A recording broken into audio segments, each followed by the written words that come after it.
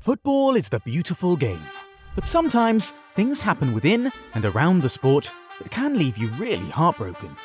Here are some of the most heartbreaking moments in football history. Aguero is really struggling out there. Maybe we'll have the answer why Coutinho and Abdi are warming up. Number 1. Sergio Aguero being forced to retire due to cardiac arrhythmia. Sergio Aguero is a true legend of the game, and when he was forced to retire prematurely in 2021, the entire football universe felt it. Aguero to aim for Aguero, and he might get the rebound, he does! The Argentinian centre-forward had just left Man City after 10 years there, and he made the move to Barcelona with the hope to fulfill his dream of playing with his best friend, Lionel Messi, on both club and international level. But Messi left the club that summer, and they never got to play for Barcelona together. But that was not even the real heartbreak. The heartbreak came in October of that year, a matter of days after Aguero scored his first goal for his new club. The goal came in El Clasico against Real Madrid, and that earned him his first start as a Barca player at the Camp Nou on the 30th of October in the next La Liga game against Alaves. But what was supposed to be a big day for the striker ended up really badly for him, as he went down clutching his chest a few minutes to half-time. He had to be taken off instantly. At first, we all thought it was something minor, but it was soon revealed that Aguero had been diagnosed with cardiac arrhythmia and would have to retire from professional football immediately. He announced his decision to hang his boots during a press conference in December 2021, less than 7 months after completing a move to Barcelona. And there were a lot of tears shed in his farewell conference. That was surely not the way we wanted to see a true great of the sport bow out. Number 2. Cristiano Ronaldo loses his child. When you have a kid, that you expect that everything will be normal, and you have that problem. It's hard, as human being that I am. In 2022, Cristiano Ronaldo and his girlfriend, Georgina Rodriguez, announced that they were expecting twins. But not long after, Georgina went into labor. We received the most heartbreaking news ever. While Georgina successfully gave birth to one of the twins, the other one died during childbirth. It's never easy when a parent loses a child, and Cristiano Ronaldo himself expressed that that was the most difficult moment in his entire life. It's probably the worst moment that I passed through my life since my father died, And I assume it was made even more difficult because while he and his partner were happy about the new life they were blessed with, they were also heartbroken by the loss of the little one.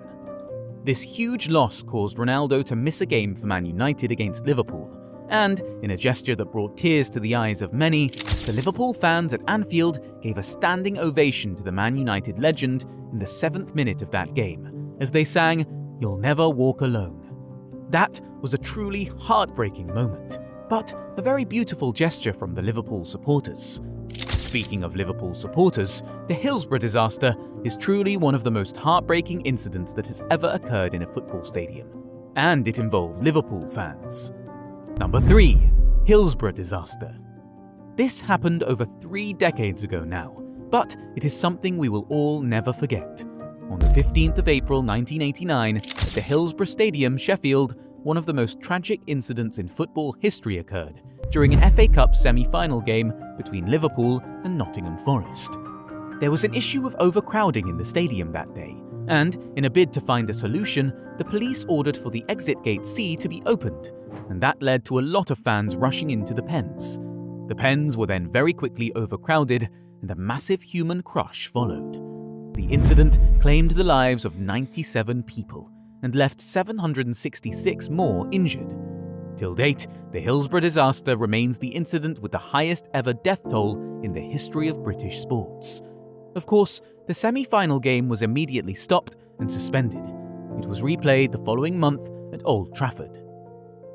Number 4. Andres Escobar murdered because of own goal. Andres Escobar was part of the team that represented Colombia at the 1994 World Cup in the US. And in the second group stage game against the United States, he was unfortunate to concede an own goal, which contributed to Colombia losing the game and ultimately crashing out of the group.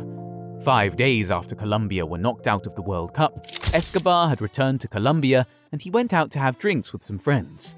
At about 3 a.m. on the 2nd of July 1994, after a night out at a nightclub in his neighborhood, Escobar was alone in the parking lot when 3 men came and fatally shot him 6 times.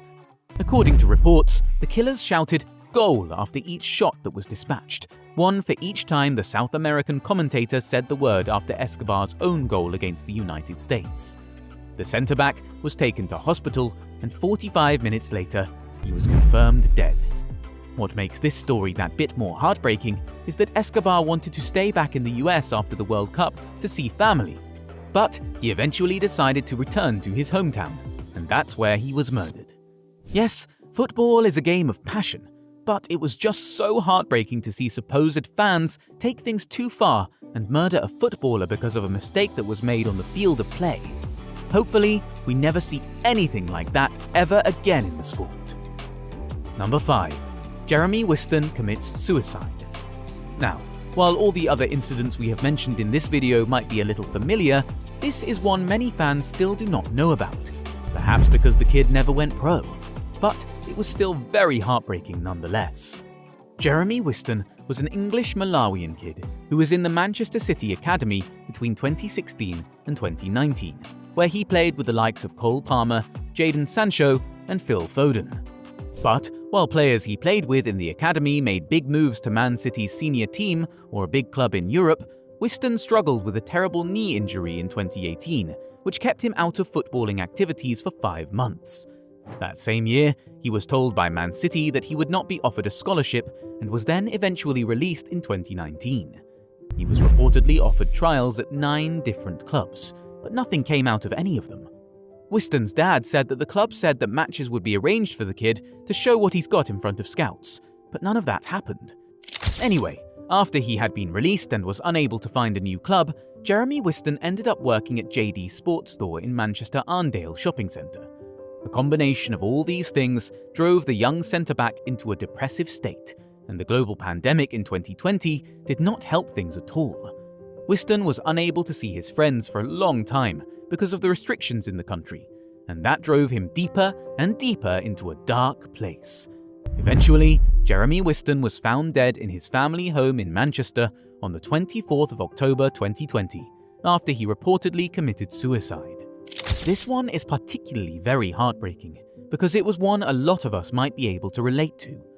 A lot of us have been in situations where we've had to let go of our dreams. In some cases, we've even had to watch friends and colleagues go on to achieve those dreams on the grandest stages. Stuff like this can really take a toll on even the strongest person. And we would like to use this opportunity to send love and strength to anyone struggling with depression or any mental health issues.